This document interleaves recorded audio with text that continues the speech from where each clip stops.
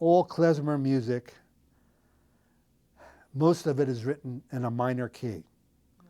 And to me, even the happy music, but they switch to major and minor.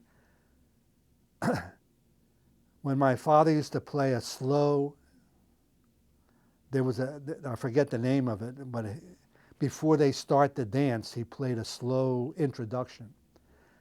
And that introduction I associated with the crying of the Jewish people. That the sadness that they went through and the crying of the cantor, that to me, when a cantor sings and they're cracking the voice and that to me is like a crying of the Jewish people. And somehow they were able to emulate that on the clarinet, that crying, and switch back and forth to a very spirited, that to me was the essence of Jewish music.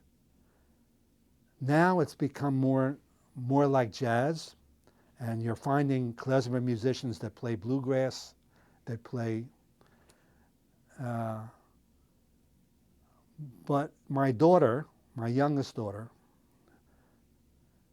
who I helped develop as a classical violinist, when she got to college, she became very interested in bluegrass music.